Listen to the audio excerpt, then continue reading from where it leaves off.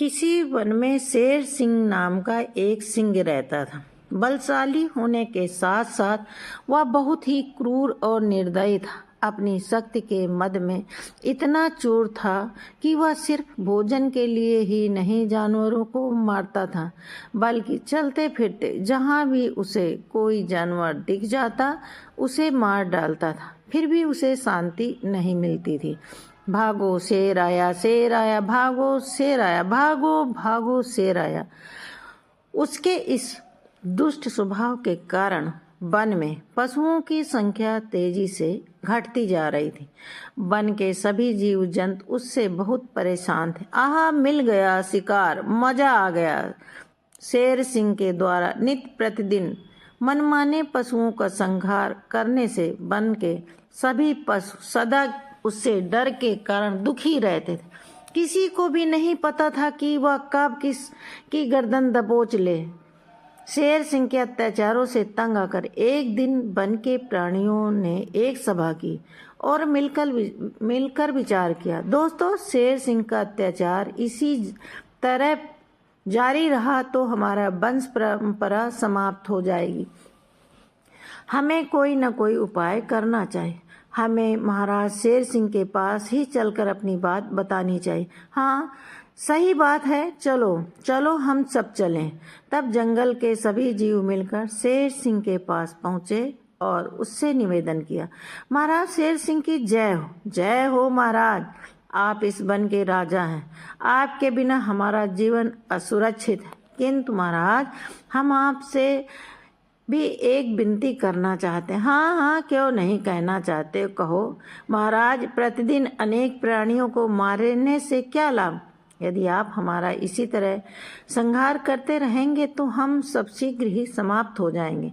इसीलिए हम सबों ने मिलकर निर्णय लिया है कि प्रतिदिन आपके लिए एक जानवर भेज दिया करेंगे, क्योंकि आपकी तृप्ति हो एक ही प्राणी से हो जाती है। महाराज, इससे आपकी भूख भी मिट जाएगी और हम सब भी बहुत दिनों तक बने रहेंगे। महाराज सोचिए, महाराज, जब आपके राज्य के सारे जीव तुरंत खत्म हो जाएंगे तो आप किन जीवों पर शासन करेंगे? वैसे भी हम जीवों के रहने और उन पर शासन करने के कारण ही आपको महाराज की उपाधि दी गई है।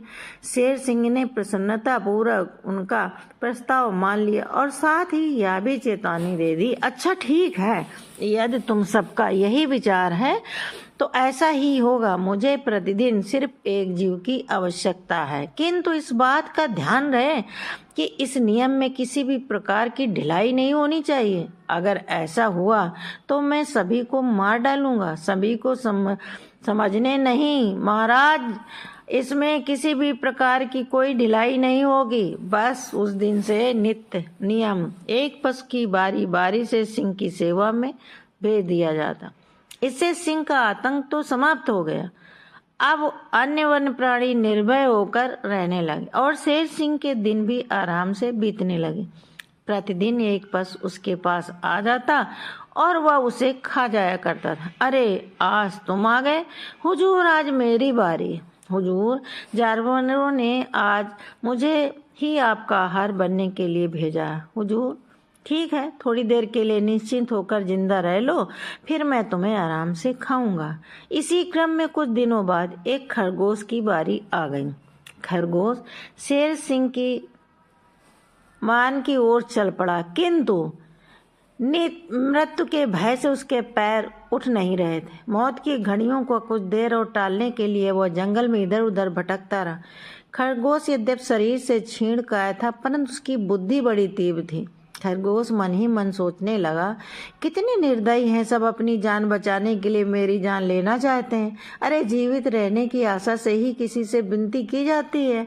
जब मेरी मृत्यु सिंह के द्वारा निश्चित ही है तो फिर मैं उससे मनाने अथवा प्रसन्न रखने की चेष्टा क्यों करूं? इसी क्रम में मार्ग में उसे एक कुआं मार्ग में मिला। एक कुआं दिखाई दिया। अरे, ये क्या है, जरा नजदीक से देखता हूँ। कुएं के पास से जाते हुए उसे अपना प्रतिबिंब कुएं के जल में दिखाई पड़ा। तभी खरगोश के मस्तिष्क में एक विचार कौन गया। आहा, या तो मेरी परछाई हूबहू मेरी तरह दिख रहे। क्यों ना उस दुरात्मा सिंह को उससे ही बन में दूसरे के नाम से उसकी ही परछाई दिखाकर इस कुएं में गिरा दिया जाए। चलो अब चलता हूँ। यही उपाय सोचता हुआ पूरा दिन बिताकर समय काल शेर सिंह के पास पहुंचा। उधर शेर सिंह उस समय भूख प्यास से बेकल हो गया था, अपने होठ चाह रहा था। उसने भोजन की घड़ियां बीत रही थी। वह मन ही मन सोच रहा था, कुछ देर तक और कोई पशु ना आया तो मैं अपने शिकार पर चल पड़ूंगा और सारे पशुओं को मारकर सारे जंगल को खून से लाल कर दूंगा। तभी खरगोश उसके पास पहुंच गया, उसको प्रणाम किया। महाराज खरगोश को देखकर क्रोध से लाल आंखें करके गरज कर कहा, अरे खरगोश, एक तो इतना छोटा है और भी इतनी देर लगा कर आया है। तेरे इस अपराध के कारण आज मैं तुम्हें मारकर कल से इसके दंड स्वरूप जंगल के सारे पशुओं को मार डालूंगा और उनके वंश का नाश कर दूंगा। तब खरगोश ने विनय पूर्वक सर झुकाकर उत्तर दिया, स्वामी, आप व्यर्थ ही क्रोध कर रहे हैं। इसमें मेरा या अन्य पशुओं का कोई दोष नहीं। अच्छा, कुछ फैसला करने से पहले मेरी देरी से आने का कारण तो सुन लीजिए। शेर गुर्राया और बोला, अरे जो बोलना है जल्दी बोलो, मैं बहुत भूखा हूँ। कहीं तेरे कुछ कहने से पहले ही मैं तुझे न चबा जाऊं। क्षमा करें स्वामी। अब बात यह है कि सभी पशुओं ने आज सभा की और यह सोचकर कि मैं छोटा हूँ, मुझे तथा अन्य 4 को आपके भोजन के लिए भेजा था। हम 5 आपके पास तो बड़े सवेरे ही चले थे आपका हार बनने के लिए। हम समय से पहले ही पहुंच जाते, किंतु मार्ग में एक दूसरा सिंह अपनी गुफा से निकल आया और बोला, अरे मार्ग में दूसरा सिंह ये कह रहा है, अरे मेरे रहते दूसरा कौन है? महाराज, मैं सच कह रहा हूँ। उसने बोला, अरे किधर जा रहे हो तुम सब?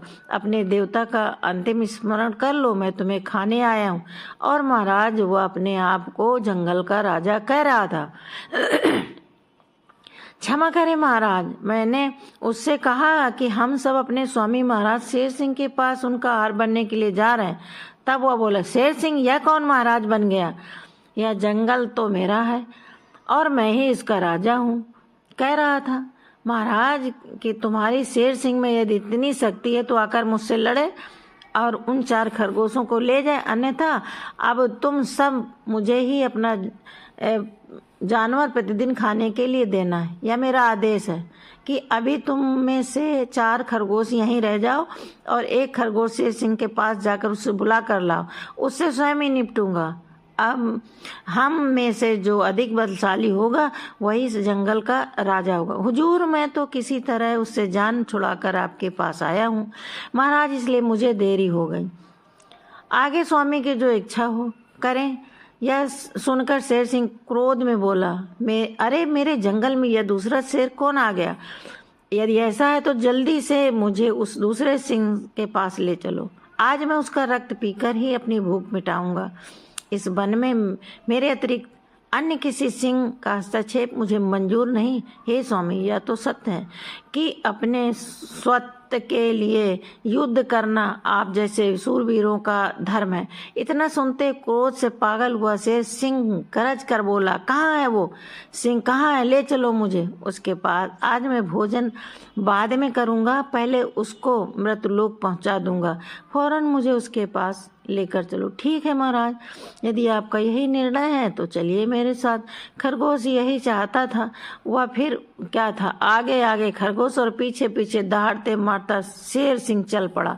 खरगोश उसे उसी कुएं के पास ले गया और बोला, महाराज, इसी स्थान पर वह सिंह मुझे मिला था, मैं अभी खोजता हूँ। फिर इधर उधर उछल कर सिंह को ढूंढने का नाटक करते हुए अंत में कुएं की ओर इशारा करते हुए बोला, महाराज, मुझे लगता है कि आपकी दहाड़ सुनकर वह डर गया है और आपको आता देखकर वह अपने इसी दुर्ग में छिप गया। आइए मैं आपको उसकी सूरत दिखा दूं। तब उस मूर्ख शेर सिंह ने झुककर झांका तो उसे अपनी ही परछाई दिखी। उसने समझा यही दूसरा शेर सिंह है। अरे हाँ, तुम ठीक कह रहे हो खरगोश, दूसरा शेर तो यही छिपा है। मैं तो हमेशा सच ही कहता हूँ महाराज। अरे कायर, तेरी ये हिम्मत, निकल बाहर और मुझसे मुकाबला कर निकल बाहर। तब जोर से गरजा। उसकी गरज उत्तर में कुएं से 2 गुनी सुनाई दी। शेर सिंह को आशा थी कि उसकी गर्जना सुनकर वह सिंह डर जाएगा, किंतु उसके गर्जना के प्रतिदिन कुएं से और भी अधिक वेग से उसे सुनाई दी। अब तो वह क्रोध से पागल हो गया। तेरी इतनी हिम्मत, तू मेरी नकल करता है? अभी दबोचता हूँ तुझे, अभी दबोचता हूँ तुझे, अभी दबोचता हूँ। अरे फिर तूने मेरी नकल की, ठहर। और शेर सिंह ने बिना कुछ सोचे समझे सिंह को दबोचने के लिए कुएं में छलांग लगा दी। इस प्रकार उसकी अपनी मूर्खता के कारण उसके प्राण का अंत हो गया। खरगोश ने लौटकर जब अपने साथियों को इसकी सूचना दी तो उसकी बुद्धि की सभी ने भूरी भूरी प्रशंसा होने लगी। दोस्तों, मैंने दुष्ट सिंह का अंत कर दिया, लेकिन तुम तो बहुत छोटे हो, तुम शेर का मुकाबला कैसे कर सकते हो? बात अपने छोटे और बड़े होने का नहीं दोस्त, बात अपनी बुद्धि की है। बुद्धि के बल पर बड़े से बड़ा कार्य को भी किया जा सकता है, समझो। अरे हाँ हाँ, सही कहा, बलशाली वही है जिसके पास बुद्धि है, इसलिए बुद्धि ही श्रेष्ठ होती है। धन्यवाद, जय हिंद। ऐसी ही कहानी सुनने के लिए लाइक कीजिए, शेयर कीजिए।